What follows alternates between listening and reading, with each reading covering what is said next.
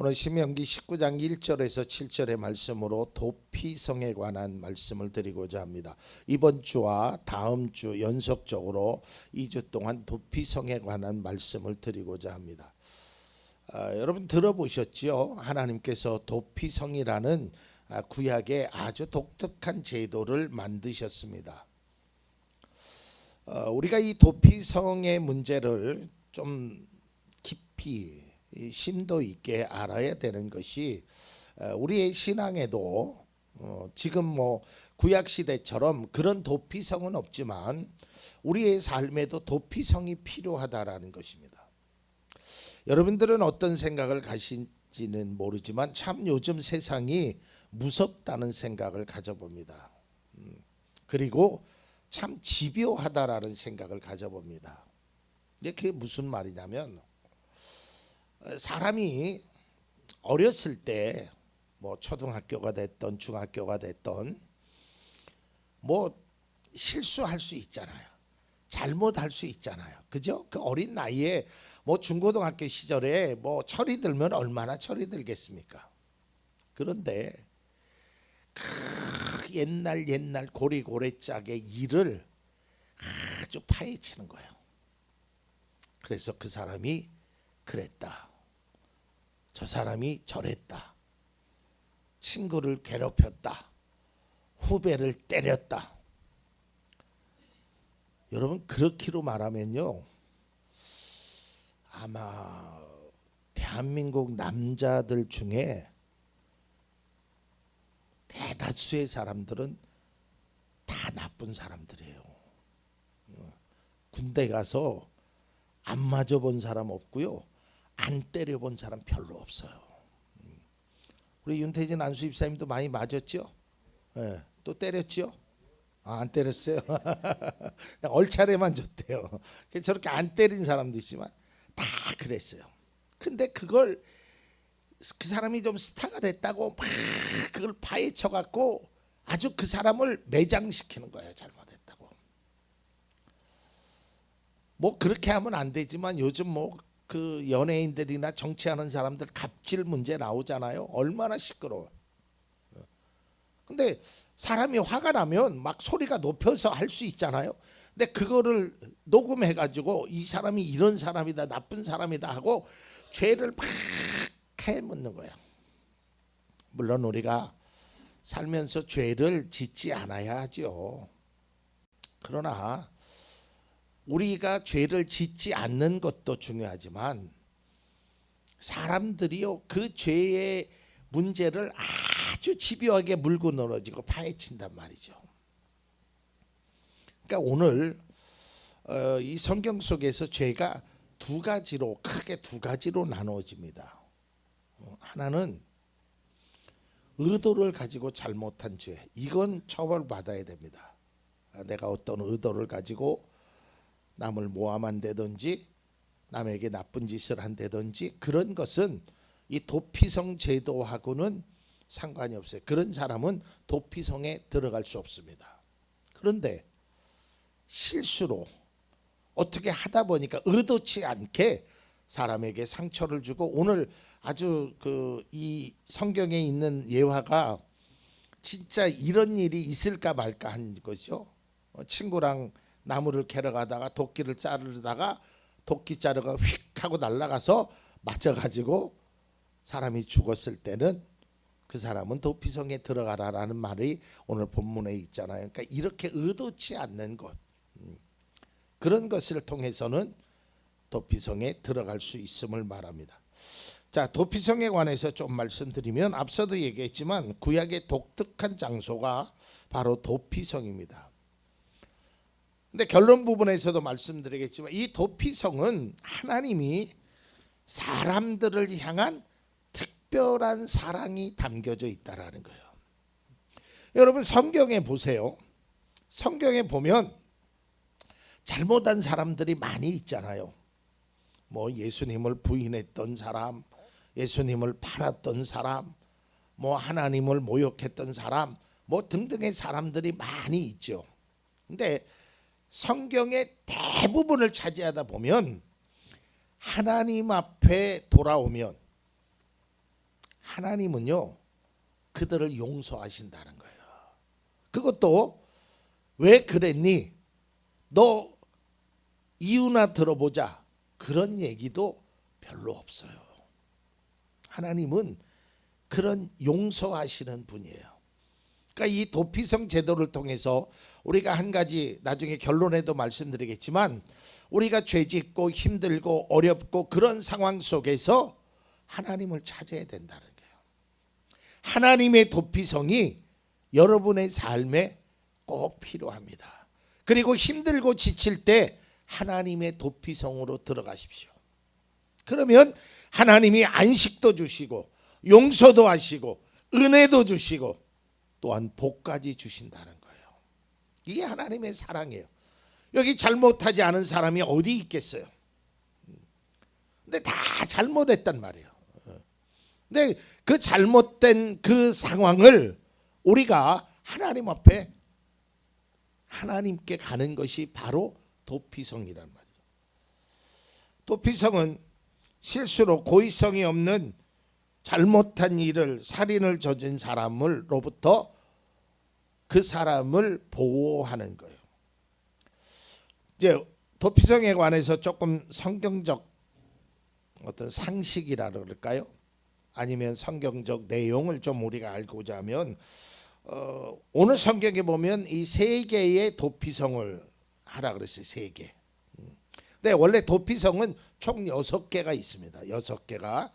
민수기에 보면 모세는 이스라엘 사회에 도피성을 준비할 것을 이야기하는데요. 이렇게 말하고 있습니다. 민수기 35장 13절에서 14절. 너희가 레위 사람에게 줄 성읍들 가운데서 이들 6성읍을 너희의 도피성으로 삼아라. 그 가운데 세 성읍은 요단강 동쪽에 두고 나머지 세 성읍은 가나안 땅에 두어 도피성이 되게 하여라 그랬어요. 자, 그런데요, 이거는 그냥 그 기독교 문헌, 그러니까 아주 오래된 그 문헌 속에서 그 어떤 신학자가 얘기하는 건데요. 오늘 도피성을 3개 하라 그랬잖아요. 근데 이게 지형적으로 보면 딱 삼각형이라고 합니다. 삼각형. 지형적으로. 그러면 이 사람이 어디 있든지 간에요. 도피성을 가기가 쉬워요. 가장 가운데 중심에 있다고 이쪽으로도 갈 수도 있고 저쪽으로도 갈 수도 있고 이렇게. 그러니까 그래서 이렇게 도피성을 삼각형의 위치에 각 3개 하나씩 3개를 두었다고 합니다. 오늘 성경에 보면 도피성은 가기가 쉬워야 돼요. 그래서 하나님이 그렇게 3개를 요단강 동쪽과 이쪽 서쪽에 3개씩 만들라고 했습니다. 이 도피성 제도의 운영에 대해서 자세히 설명하고 있는데요. 이 도피성은 한마디로 말해서 그 이유 없이 실수로 또한 우리의 연약함으로 잘못한 일에 대한 용서의 하나님을 볼 수 있어요. 그러니까 어떤 사람이 들어가느냐면 의도적으로 고의적으로 남의 발목을 잡는다든지 남을 모함하는 것, 그것은 바람직하지 않다라는 거예요. 우리가 살다 보면 뭐 실수도 할 수 있고 때로는 거짓된 일을 행할 수도 있죠. 그러나 그 거짓이 예전에 말씀드린 것처럼 다른 사람을 아주 악용해서 다른 사람에게 큰 상처를 주거나 그 사람을 곤경에 빠지게 하는 것은 바람직하지 않아요. 그러나 그런 것이 아니라 그저 의도치 않게 실수로 그런 일을 저질렀을 때는 하나님께서 도피성으로, 그것이 살인이라는 어마어마한 죄를 졌더라도 그렇게 행할 것을 말하고 있습니다. 그래서 여호수아 20장 3절에 보면 이렇게 말합니다. 고의가 아니라 실수로 사람을 죽인 사람을 그곳으로 피하게 하여라. 그것은 죽은 사람에 대한 복수를 하려는 사람을 피하는 곳이 될 것이다 그랬어요. 여러분, 지금도 중동 지역에는 그런 일들이 종종 벌어지는데요. 누군가가 내 가족을 죽이잖아요. 그럼 내가 그 사람을 죽입니다. 보복하는 거예요. 예. 누군가가 나에게 다리를 부러뜨리면 나도 그 사람의 다리를 부러뜨리는 거예요. 그러니까 당시에 하나님은 십계명을 통해서 살인하지 말라라고 얘기했잖아요. 예. 살인하면 안 돼요. 근데 살인을 했어요. 그러면 어떻게 해야 되나? 살인하는 사람을 내가 죽여도 된단 말이에요. 이게 이제 당시의 법이에요. 보복법이라고 그래서. 그래서 그런 경우를 통해서 그 사람에게 그런 일을 행하지 않도록 보호해주는 법이 바로 도피성의 법입니다.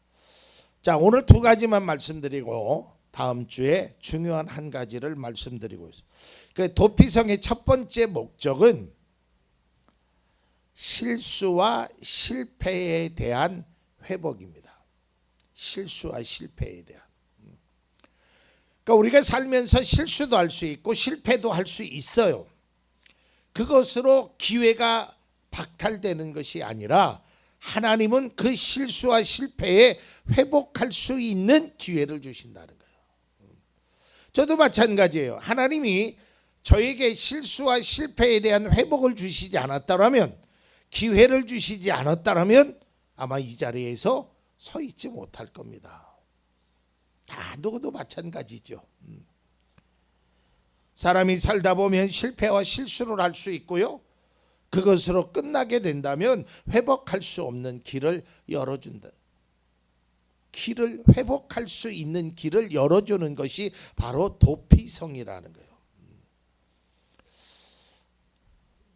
저는 어렸을 때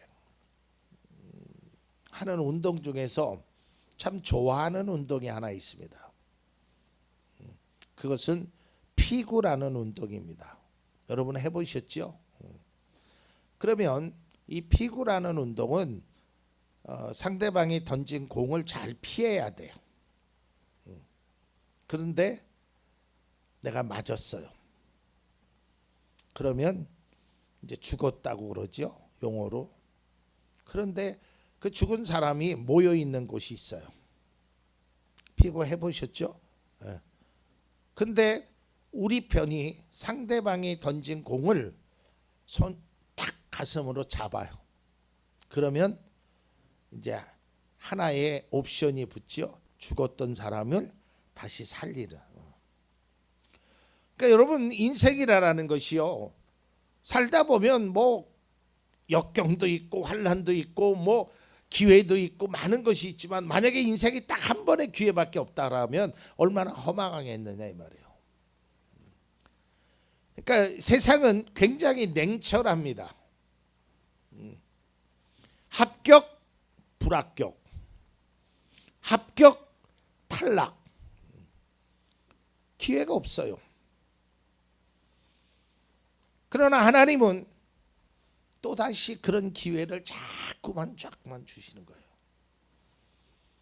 얘가 실수로, 얘가 뭔가 잘못했으니까 이 도피성을 통해서 회복하라라는 거예요.